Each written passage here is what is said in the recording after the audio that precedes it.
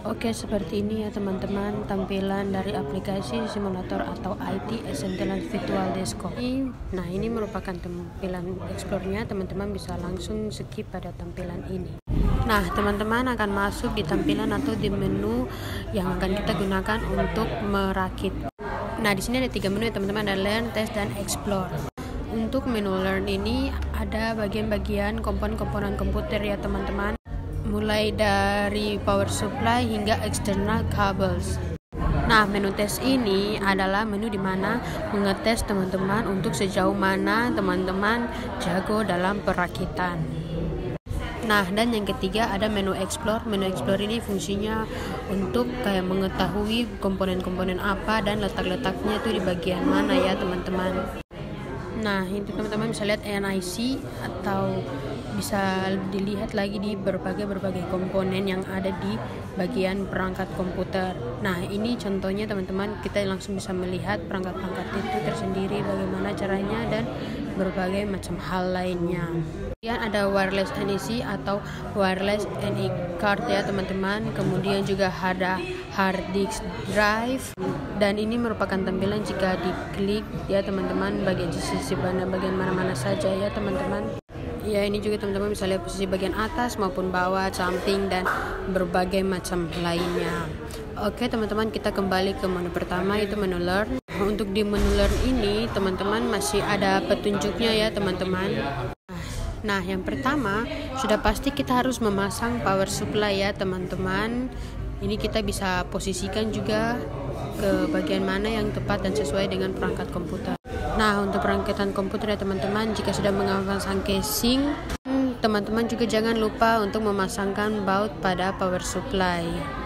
Oke, nah di sini sudah komplit. Selanjutnya, nah teman-teman, jika teman-teman mau melihat definisinya juga sudah ada di bagian menu Learn. Juga ada instruksinya juga ya teman-teman. Oke, selanjutnya kita akan ke motherboard. Nah, di sini kita diminta untuk menginstal CPU dan RAM ya teman-teman. Nah, teman-teman, setelah itu kita akan memasangkan RAM-nya ya teman-teman. Kita akan memasangkan RAM pada tempatnya. Kita juga bisa posisikan juga ya teman-teman. Setelah diposisikan, kita jangan lupa untuk memutar stand di bagian sisi kiri dan kanan, dan jangan lupa kunci ya teman-teman.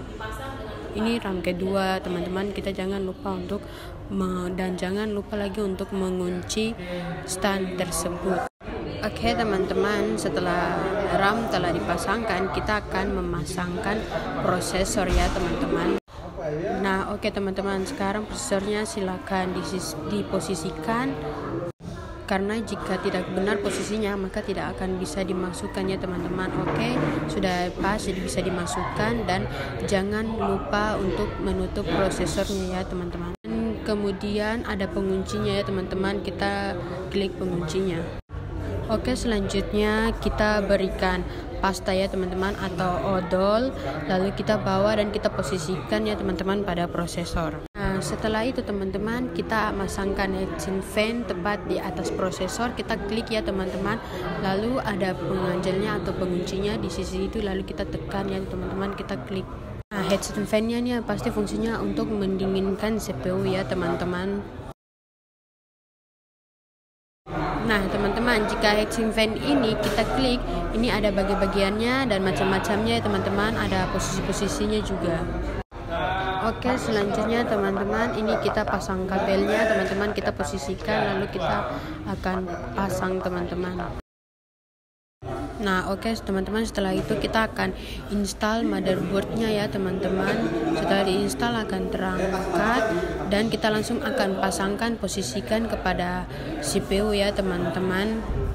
Nah teman-teman, jika posisinya salah maka tidak akan bisa diinstal ya teman-teman, maka kita harus usahakan sampai posisinya benar, dan setelah benar akan diklik dan langsung akan ada pada posisi di CPU ya teman-teman. Dan kita pasangkan juga baut motherboardnya ya teman-teman, ini sudah langsung terpasang dan tekan OK juga ya teman-teman. Teman-teman, pemasangan motherboard pada CPU sudah selesai ya teman-teman. Oke teman-teman, kita klik NIC-nya ya teman-teman, lalu kita pasangkan. Kalau kita klik tuh ada posisi-posisinya. Oke, selanjutnya kita ke adapter cards ya teman-teman.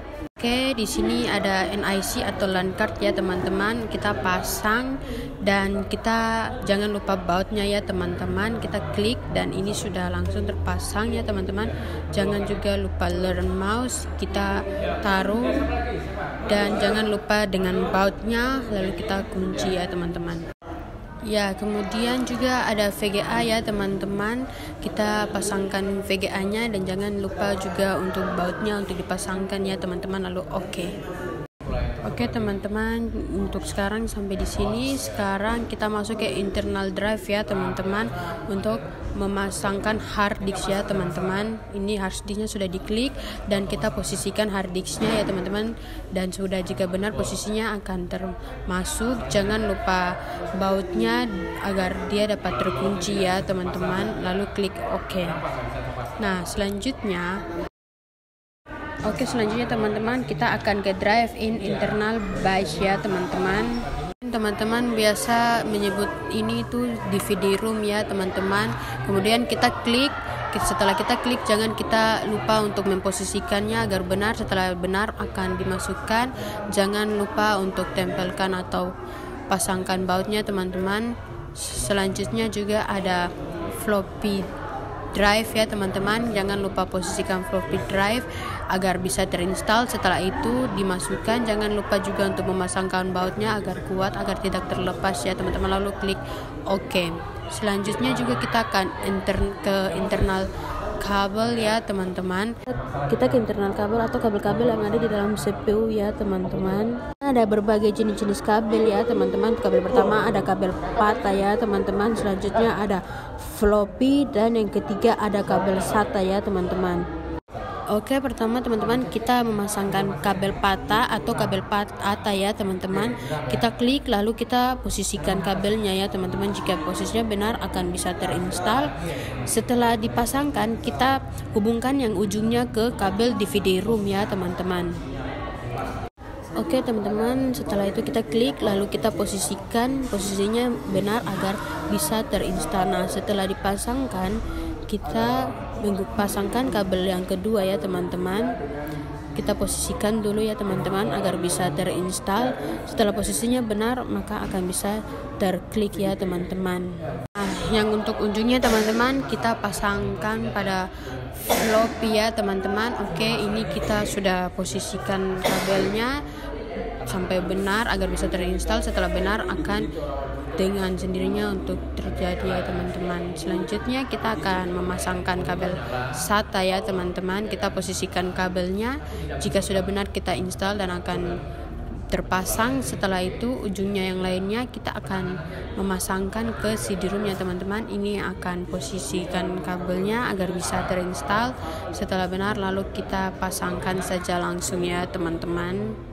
Oke teman-teman, selanjutnya kita akan pasangkan kabel power ya teman-teman. Oke, kita akan pasangkan ke hard disk ya teman-teman. Oke, selanjutnya teman-teman kita pasangkan kabel powernya juga ya teman-teman ke power supply ya teman-teman. Nah, yang selanjutnya kabel yang dari ini juga kita akan pasangkan ke floppy disk ya teman-teman. Posisikan, jika sudah selesai maka akan terpasang ya teman-teman. Oke teman-teman, selanjutnya juga masih ada satu kabel power. Kita akan pasangkan ke motherboard ya teman-teman. Kita klik kabelnya lalu kita pasangkan ke motherboard. Kita posisikan ya teman-teman agar bisa terinstall dan terpasang. Jika sudah posisinya sudah benar maka kita langsung pasangkan ya teman-teman. Tapi ini belum benar-benar juga. Oke, akhirnya benar dan sudah terpasang ya teman-teman. Oke, masih ada satu kabel power supply lagi ya teman-teman.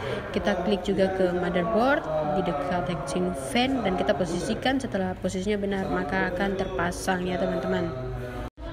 Oke, selanjutnya teman-teman kabel patahnya kita pasangkan lagi ke motherboard ya teman-teman. Kita jangan lupa untuk memposisikannya agar bisa terinstall dan sudah terpasang ya teman-teman. Oke teman-teman, ini kita arahkan ke vertical drive lalu kita posisikan kabelnya lalu agar bisa terpasang ya teman-teman.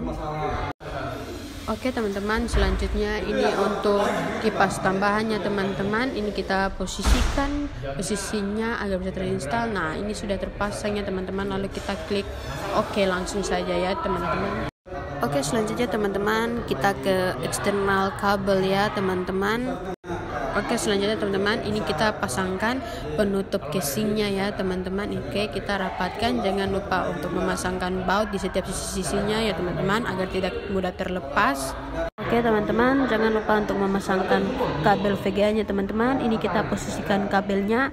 Jika sudah maka akan terpasang ya teman-teman. Jangan lupa juga untuk keyboardnya ya teman-teman. Kita pasang keyboardnya pada tempatnya. Kita posisikan kabel keyboardnya.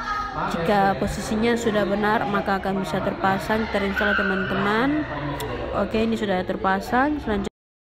Nah teman-teman, selanjutnya untuk kabel mouse-nya juga ya kita posisikan agar bisa terinstall dan terpasang. Ini belum pas dengan posisinya, kita paskan. Oke, setelah pasangkan lalu bisa terpasang ya teman-teman. Oke teman-teman, selanjutnya juga ada USB ya teman-teman, kita pasangkan pada CPU, kita posisikan. Nah setelah itu akan terpasang ya teman-teman. Oke, selanjutnya teman-teman ada Ethernet ya teman-teman. Ini kabel RJ45 kita posisikan agar posisinya pas agar terinstall dan terpasang ya teman-teman. Ini belum pas ya, sudah pas akan bisa terpasang ya teman-teman. Selanjutnya juga ada wireless antena ya teman-teman, kita tinggal pasangkan. Dan yang terakhir ada power count-nya teman-teman, kita posisikan posisinya. Nah sudah terpasang ya teman-teman, lalu klik OK. Oke teman-teman, ini proses rakitnya sudah selesai, sudah finish ya teman-teman. Dan untuk selanjutnya jika teman-teman mau explore lagi, teman-teman bisa klik explore. Nah fungsi explore ini nih untuk teman-teman bisa memantau lagi ya teman-teman berbagai perangkat dan elemen, mungkin bisa mengetahui nama, fungsinya, posisinya dan lain sebagainya teman-teman.